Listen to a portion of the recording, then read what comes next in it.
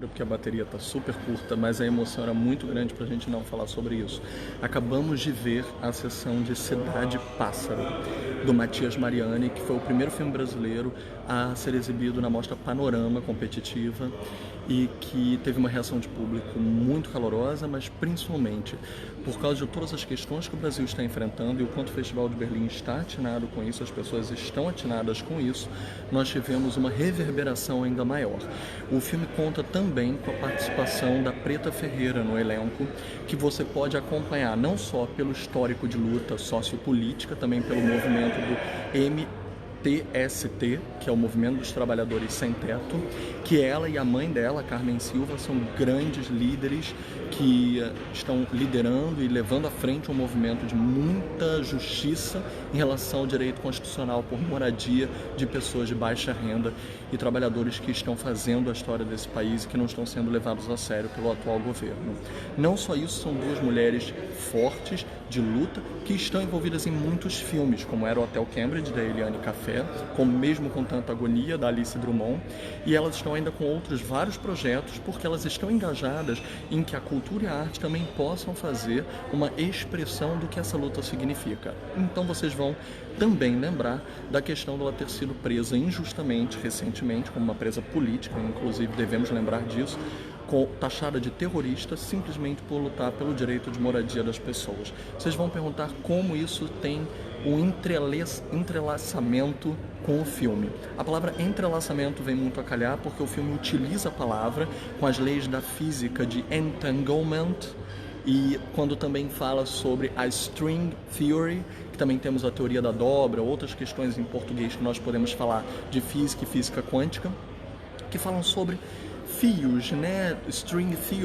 theory, esses fios, essa dobra e esse entanglement, que quer dizer entrelaçamento, o que eles querem dizer na vida real, né? Na prática. Como essa luta por moradia veio a se entrelaçar com a Cidade Pássaro do filme. E por que Cidade Pássaro? Pássaros que voam e que levam a outro lugar, e essas cidades cujo horizonte, quando a gente vê, a gente quase não consegue enxergar, porque eles acabam ficando invisíveis nesse caminho. Quando esses pássaros voam, eles alcançam o que está além do horizonte. E por isso nós estamos falando sobre deslocamento, nós estamos falando sobre comunicação, nós estamos falando sobre linguagem, nós estamos falando sobre linguagem diaspórica, porque nós estamos falando sobre um novo ciclo de forte migração africana, principalmente em São Paulo, no Brasil, que não é a primeira vez. Vocês podem ver também em filmes como Liberdade, do Vinícius Silva e do Pedro Nishi, o histórico de que, apesar do bairro da Liberdade de São Paulo ser muito lembrado por sua população oriental, ele também tem um grande e forte histórico de uma população descendente de imigrantes africanos que vieram desde o princípio formar o bairro. Então, quando a gente fala sobre novos ciclos e sobre linguagens, nós começamos o filme sem spoilers, eu não vou falar muito sobre o filme aqui, apenas para a sinopse que você pode ler na internet, apenas para podermos nos situar. Começa com uma história de dois irmãos, que é o arcabouço do filme, algo também que o Matias, o diretor, trazia dentro de si, que ele comunicou com a equipe, que também tinham essa história vívida. Ele coloca esses dois irmãos que são da Nigéria, numa cena do passado, juntos, crianças, como eles guiavam um ao outro, e essa ancestralidade numa cena fictícia de 1988 vai vir agora para 2020, né, para esta década, essa década de 2010 para 2020, trazê-los para São Paulo, um primeiro se solidificar em São Paulo e o outro em busca dele quando ele desaparece.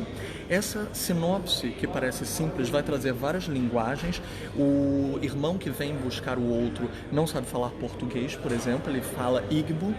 que é a língua, né, da Nigéria, uma das línguas faladas predominantemente na Nigéria. E vocês também podem ouvir inglês, vai ter húngaro, vão ter vários personagens nessa babel linguística e eles vão se comunicar de acordo com a linguagem do cinema, que é o que une tudo isso. A gente tem que se reaprender a conviver entre nós e por isso essas linguagens vão ser colocadas como linguagem narrativa, não só como línguas estrangeiras. Além disso, nós temos como ela desemboca na trama com um mistério quase no ar, quase detetivesco de busca, e que eu vou dizer uma coisa que me surpreendeu muito para encerrar esse vídeo, que tem que ser curto por causa da bateria, aliás, ainda estamos com bateria. mas eu tenho que falar sobre as soluções de roteiro. Vocês já devem ter ouvido falar na expressão Deus Ex Machina, e eu ia vendo o filme, vinham vindo uns Deus Ex Machina que na teoria são soluções fáceis de roteiro ou soluções mágicas de roteiro, e eu, conhecendo a equipe, né, os roteiristas são todos brilhantes, eu conheço os trabalhos deles, eu sabia, não podia ter vindo do nada, e eu estava pensando que viria uma resposta da ancestralidade, do poder da espiritualidade que eles traziam. Então eu gostaria de dizer de maneira muito feliz em relação a isso, porque o filme faz perguntas que não esperávamos, dá outras respostas que não esperávamos e que traz a questionamentos e reflexões ainda mais surpreendentes. Não é um filme fácil, não é um filme fácil de digerir, porque além da ancestralidade e da espiritualidade, ele traz, preparem-se, física, metafísica, física quântica. Por exemplo, falei as expressões iniciais, entanglement, eu falei sobre string theory, né, a teoria da corda, a teoria da dobra, e essas questões metafísicas ligadas à ancestralidade e à espiritualidade são muito fortes no filme, você não espera por isso, mas eu vou dizer algo mais. Ao falar sobre o direito desses imigrantes, o direito de moradia, o direito de imigração e de adaptação, porque são muitos dos que formam a nossa mão de obra atual no Brasil, e se nós devemos algo ao nosso crescimento, é a inúmeras camadas complexas da população que são invisibilizadas. E aí que vem o pulo do gato. A matemática entra como uma convocação. Nós estamos perguntando quanto esses filmes são políticos por estarem aqui, por representarem o Brasil nesse momento da política brasileira no Festival de Berlim. Eu respondo a vocês, a matemática, a academia, que um dos irmãos quer tanto levar até aquelas pessoas que não teriam o direito de acesso facilmente, como por exemplo as pessoas sem moradia, elas chegam de maneira a convocar os professores, os alunos, a matemática, a academia, a teoria, a caseado, a prática, a resistência, a luta. O outro irmão que vem em busca e que vai unir